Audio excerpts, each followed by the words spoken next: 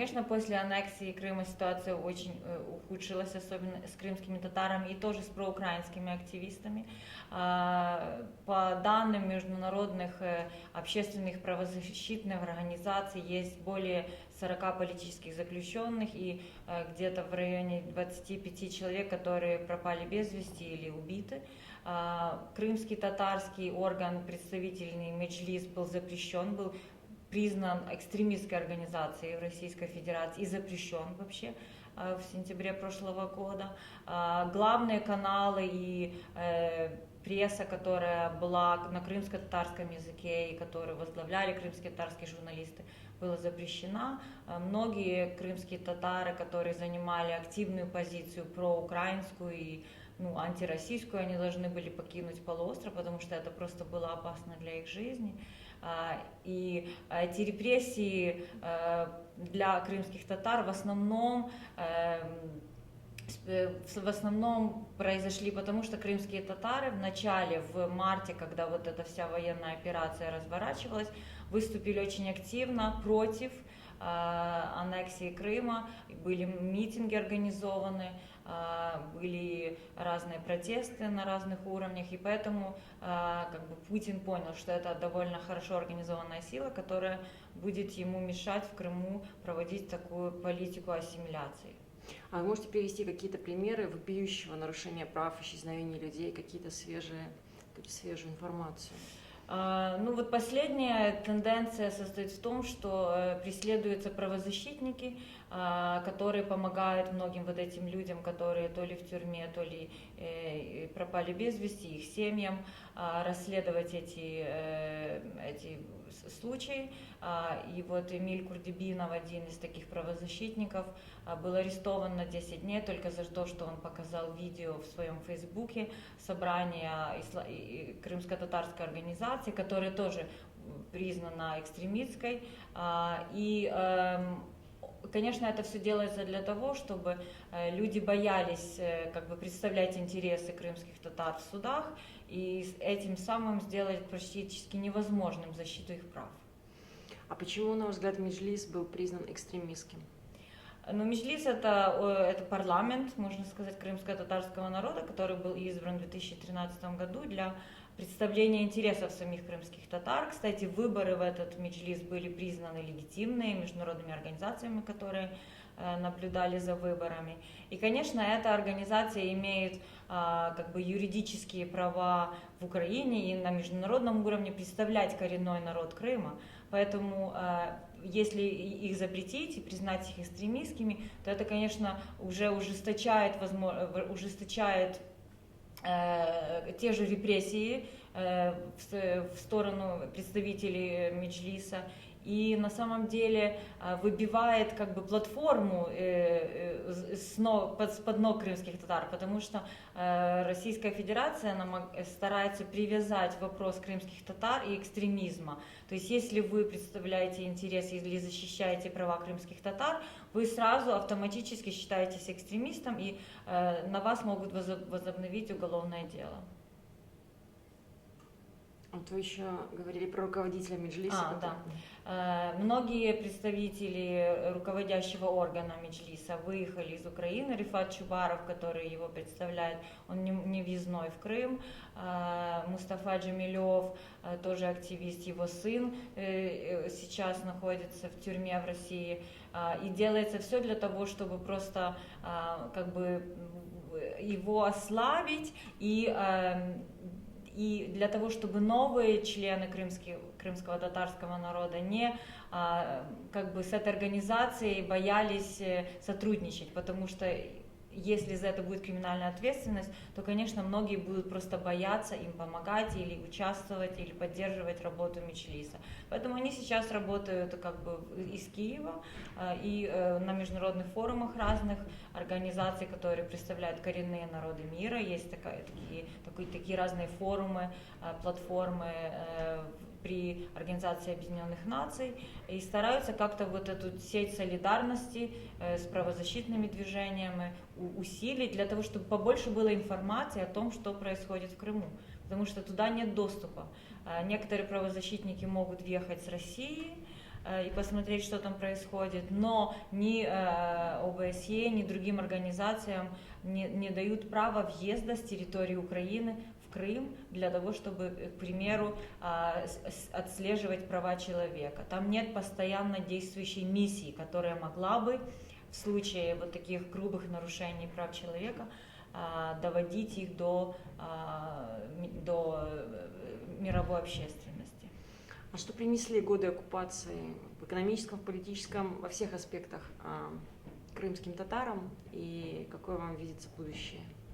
Многие крымские татары, конечно, сравнивают аннексию с репрессиями Сталина и с депортацией, которая была в 30-х годах. И многие уехали из полуострова, где-то порядка 20 тысяч. Некоторые уехали в Россию, но многие уехали на территорию Украины. Некоторые остались, но те крымские татары, которые остались, конечно, они должны или ассимилироваться для того, чтобы продолжать жить на полуострове, получая там российские паспорта, или они могут проводить борьбу, но это будет очень опасно, потому что мы видим, какие проводятся репрессии и аресты. Конечно, многие потеряли свое имущество, и бизнес, и другие. Некоторые молодые не могут поехать увидеть своих родителей, особенно те, которые занимают активную позицию на территории Украины, защищая права крымских татар. То есть они боятся реально въезжать в Крым, потому что их просто могут там арестовать, поймать, и вообще они могут куда-то исчезнуть.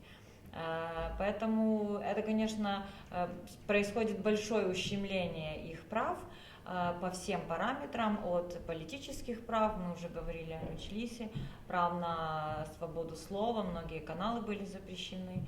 Поэтому они сейчас, крымские татары, усиливают свои объединения на территории Украины, разные ресурсные центры, правозащитные организации, и активно работают тоже на международном уровне для того, чтобы Крым не признавали территорией России.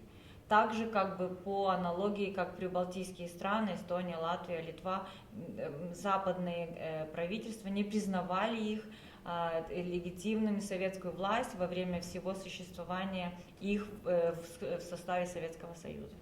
А есть ли поддержка со правительства Порошенко?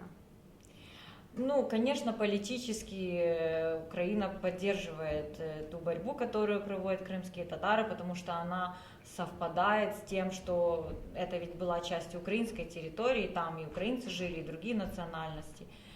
Ну, я не сказала, ну, к примеру, Рифат Чубаров, который возглавляет Меджлис, он тоже депутат парламента от партии блока Петра Порошенко, поэтому как бы вот крымско-татарскую риторику и вопрос используют для того, чтобы продолжать борьбу Украины за возобновление территориального статуса, который был до аннексии Крыма.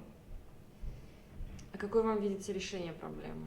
Будет ли она когда-то решена, или она только усугубилась, и, может быть, мы через какие-то 50 лет не будем иметь вообще крымских татар?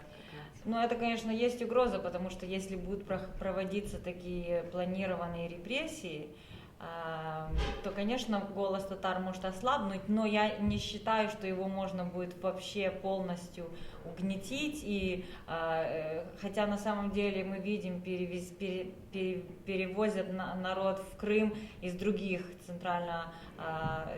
из других республик и федеральных округов Российской Федерации.